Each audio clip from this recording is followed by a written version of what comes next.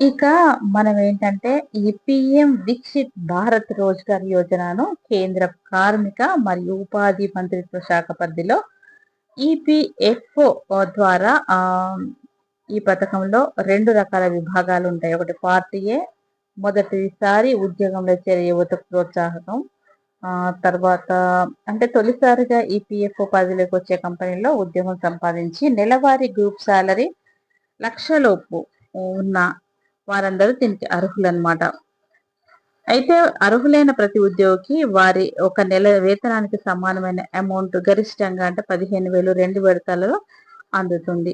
మొదటి విడత ఉద్యోగంలో చేరి 6 నెలల నిరంతర సర్వీస్ పూర్తి కాగానే ఉద్యోగి యొక్క ఆధార్ సీడెడ్ బ్యాంక్ ఖాతాలో జమ అవుతుంది. రెండవ విడత 12 నెలలు అంటే ఒక ఏడాది సర్వీస్ పూర్తి చేసుకొని ప్రభుత్వం సూచించిన ఫైనాన్షియల్ లిటరసీ కోర్సు పూర్తి చేసిన తర్వాత కూడా లభిస్తుంది. దీర్ఘకాలిక పొదుపు అలవాటును పెంచడానికి ఈ రెండో విడత మొత్తాన్ని సేవింగ్స్ లేదా డిపాజిట్ అకౌంట్ లో ఉంచుతారు. పార్ట్ బి కంపెనీ యజమానులకు మద్దతు. కొత్తగా ఉద్యోగ అవకాశాలు కల్పించే కంపెనీలను ప్రోత్సహించడానికి యజమానులకు కూడా కేంద్రం సబ్సిడీ ఇస్తుంది. అదనంగా చేర్చుకున్న ప్రతి ఒక్క కొత్త ఉద్యోగిపై నెలకు గరిష్టంగా 3,000 రూపాయల చొప్పున 2 ఏళ్ల పాటు అందిస్తుంది. ఒకవేళ అది మ్యానుఫ్యాక్చరింగ్ సెక్టార్ అయితే ఈ సబ్సిడీని మరో 2 ఏళ్లు పొడిగించి మొత్తం 4 సంవత్సరాల పాటు కేంద్రం ఈ ఆర్థిక భారాన్ని భరిస్తుంది. ఈ పథకం కింద ప్రయోజనాలు పొందాలంటే సదరు ఉద్యోగం తప్పనిసరిగా 2025 ఆగస్టు 1 నుంచి 2027 జూలై 31 మధ్య సృష్టించబడి ఉండాలి. ఈ 2 ఏళ్ల కాలంలో కొత్తగా జాయిన్ అయ్యే వారికి మాత్రమే PMVBRY స్కీమ్ బెనిఫిట్స్ వర్తిస్తాయి.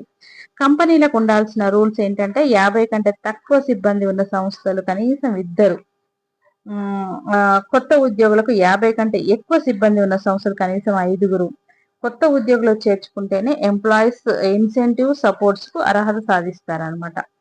ఇక పథకం ముఖ్యాంశాలు పూర్తి వివరాలు ఏంటంటే పథకం పూర్తి పేరు అంటే అఫీషియల్ నేమ్ ప్రధాన మంత్రి వీక్షిత్ భారత్ రోజ్గార్ యోజన సంబంధించింది. మొత్తం కేటాయించిన నిధులు 93,446 కోట్లు అనమాట.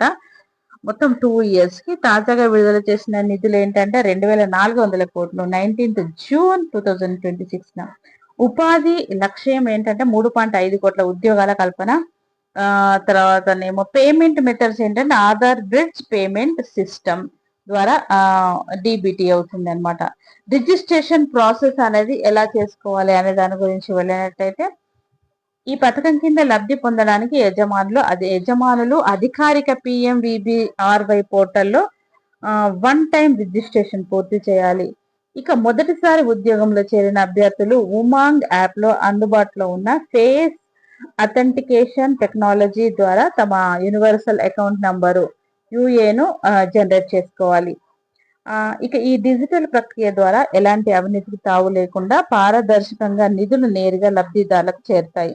ఇప్పటికే ఈ పథకం ద్వారా 63 లక్షల మందికి పైగా కొత్త ఉద్యోగాలు సామాజిక భద్రత పరిధిలోకి వచ్చారని, అందులో 30% మంది మహిళలే ఉన్నారని కేంద్రం వెల్లడించింది.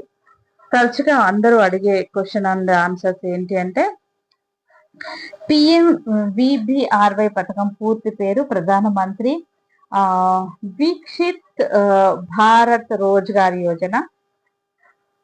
కేంద్ర ప్రభుత్వంలో ప్రకటించిన ఎంప్లాయ్మెంట్ లింక్డ్ ఇన్సెంటివ్ స్కీమ్ కి పేరు పెట్టారనమాట.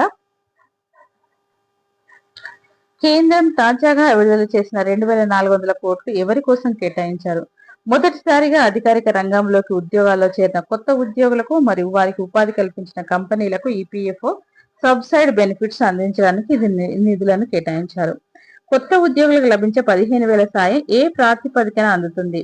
అర్హత గల కొత్త ఉద్యోగికి వారి ఒక నెల వేతనానికి సమానమైన మొత్తాన్ని గరిష్టంగా కేంద్రం భరిస్తుంది. ఉద్యోగులకు లభించే సబ్సిడీ అమౌంట్ ఒకేసారి క్రెడిట్ అవుతుందా? ఈ సబ్సిడీ అంటే 2 విడతల్లో జరుగుతుంది అనమాట. 6 నెలల నిరంతర సర్వీస్ తర్వాత మొదటి విడత, 12 నెలల సర్వీస్ మరియు ఫైనాన్షియల్ కోర్సు పూర్తి చేశాక రెండవ విడత జరుగుతుంది. ఈ పథకానికి అర్హత సాధించడానికి నెలవారీ జీతం పరిమితి ఎంత ఉండాలి? మొదటిసారి ఉద్యోగంలో చేరే అభ్యర్థి యొక్క నెలవారీ గ్రాస్ శాలరీ తప్పనిసరిగా 1,00,000 ఉండాలి. లక్ష లోపు మాత్రమే ఉండాలి. ఇక కంపెనీ యజమానులకు కేంద్రం ఎలాంటి ఆర్థిక మద్దతు ఇస్తుంది? అదనంగా చేర్చుకున్న ప్రతి కొత్త ఉద్యోగిపై యజమానికి నెలకు గరిష్టంగా 3,000 ఎంప్లాయర్ సబ్సిడీ చొప్పున 2 ఏళ్ల పాటు కేంద్రం ప్రభుత్వం ఇస్తుంది.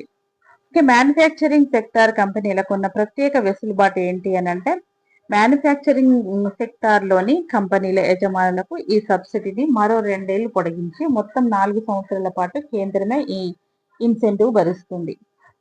ఇక ఏ తేదీల మధ్య వచ్చే ఉద్యోగులకు ఈ PMVBRY పథకం వర్తిస్తుంది అంటే 2025 ఆగస్టు 1 నుంచి 2027 జూలై 31 వరకు మార్కెట్లోకి వచ్చే కొత్త నియామకాలకు మరియు కొత్తగా రిజిస్టర్ అయ్యే ఉద్యోగులకు మాత్రమే ఇది వర్తిస్తుంది. కొత్త ఉద్యోగులు సులభంగా యుఏఎన్ ఎలా జనరేట్ చేసుకోవచ్చు? అభ్యర్థులు కేంద్ర ప్రభుత్వ అధికారిక ఉమాంగ్ యాప్లో అందుబాటులో ఉన్న ఫేస్ అథెంటికేషన్ టెక్నాలజీ ద్వారా సులభంగా డిజిటల్ పద్ధతిలో యుఎన్ఏ జనరేట్ చేసుకోవచ్చు. కంపెనీలు ఈ పథకానికి అర్హత సాధించాలంటే ఎలాంటి నిబంధనలు పాటించాలి? 50 కంటే తక్కువ సిబ్బంది ఉన్న సంస్థలు కనీసం 2, కొత్త ఉద్యోగులకు 50 కంటే ఎక్కువ సిబ్బంది ఉన్న సంస్థలు కనీసం 5, కొత్త ఉద్యోగులకు ఈపీఎఫ్ న్యూ మెంబర్ రిజిస్ట్రేషన్ పరిధిలోకి తేవాల్సి ఉంటుందన్నమాట. ఇది దీనికి సంబంధించిన ప్రధానమంత్రి యోజనకు సంబంధించిన వీడియో. ఈ ప్రధానమంత్రి వీక్షిత్ భారత్ రోజ్గార్ యోజన గురించి మనం క్లియర్ గా తెలుసుకుందామని అనుకుంటున్నాము. మీకేమైనా డౌట్స్ ఉంటే తప్పకుండా కమెంట్ సెక్షన్ లో రాయండి, నేను క్లారిఫై చేస్తాను. ఈ ప్రధానమంత్రికి సంబంధించిన వీడియో పెట్టండి అంటే ఏంటి అని అడిగారు. సో అందుకే క్లియర్ గా చేసి పెడుతున్నాను. వీడియోని ఎక్కడ స్కిప్ చేయకుండా చూడండి. Thank you.